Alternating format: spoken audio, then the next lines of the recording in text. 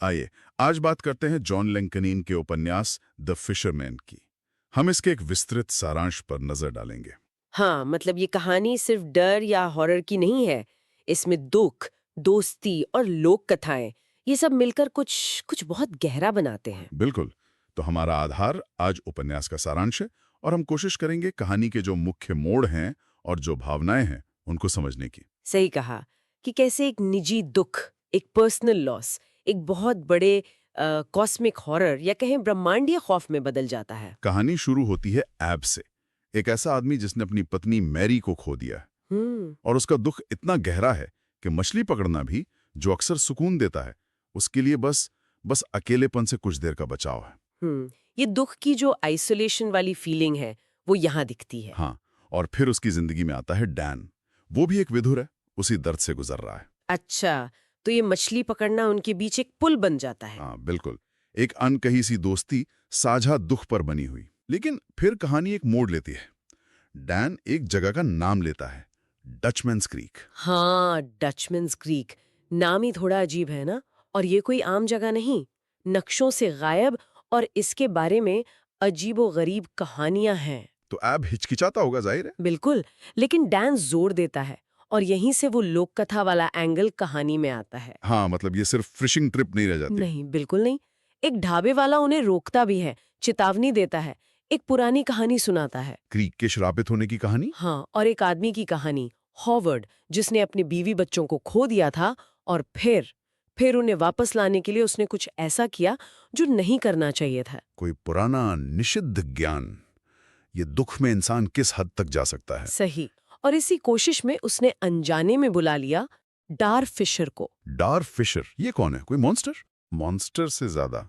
सारांश बताता है कि ये गहरे पानी में रहने वाली एक बहुत पुरानी धैर्यवान शक्ति है, शायद दुख और नुकसान से जुड़ी हुई कोई चीज। ये बाहरी खतरे से ज्यादा मतलब दुख का ही एक भयानक खींचने वाला रूप है। ओह, तो ये हॉवर्ड के बुलाने का नतीजा क्या हुआ? नतीजा बहुत बुरा हुआ। लोग गायब होने लगे। पानी के बीच से एक अजीब सा, समझ से परे टावर निकल आया। जमीन बदलने लगी, जैसे हकीकत ही बिगड़ रही हो। रोंगटे खड़े हो गए सुन के। और डैन, डैन का क्या? वो तो ये सब सुनकर डर गया होगा। नहीं, यही तो कहानी और उलझती है। डैन को लगने लगता है कि शायद शायद यही डर फिशर उसे उसके खोए हुए परिवार से मिला सकता है। अरे बाप रे, ये तो बहुत खतरनाक सोच है। बिल्कुल। और यहीं एब और डैन की दोस्ती की परख होती है। एब समझ जाता है कि डैन सिर्फ मछली पकड़ने नहीं जा रहा। वो अपने दुख का सौदा करने जा रहा है। हाँ बिल्कुल। एब उसे रोकने की बहुत कोशिश करता है, पर डैन का दुख उसे खींच रहा है उस तरफ। और जैसे जैसे वो क्रीक के पास जाते हैं, माहौल भी बदलता है। हाँ, सारांश में ऐसा लगता है कि वहाँ वक्त और जगह के नियम बदल जाते हैं। पानी में अजीब आकृतियां दिखती हैं, डर का माहौल और गहरा हो जाता है। ये असल में बाहरी डर से ज्यादा मन का डर है ना। हाँ, दुख का वो आकर्षण जो आपको गलत रास्ते पे ले जा सकता है।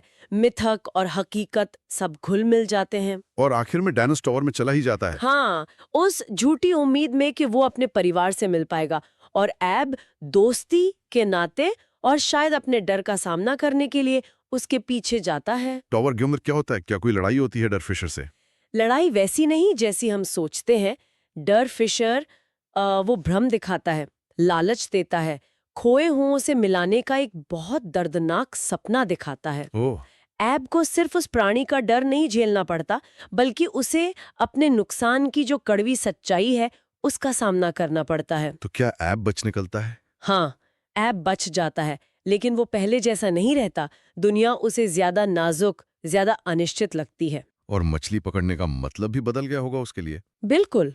अब वो छिपने की जगह नहीं रही। अब वो शायद यादों के साथ जीने, उन्हें स्वीकार करने और जाने देने का एक रिमाइंडर बन जाती है। तो ये कहानी, जैसा सारांश से लग रहा है, सिर्फ डराने के लिए नहीं है। नहीं, ये दुख पर एक गीत की तरह है, लोक कथा में लिपटी हुई। ये सवाल पूछती है कि हम अपने खोए हुओं को वापस पाने के लिए क्या कीमत चुकाने को तैयार हैं, और कैसे हमारा निजी दुख एक बहुत बड़े ब्रह्मांडीय डर का दरवाजा खोल सकता है। तो एक साझा दर्द से शुरू हुई यात्रा उसी दर्द से पैदा हुए एक खौफनाक सच तक ले जाती है।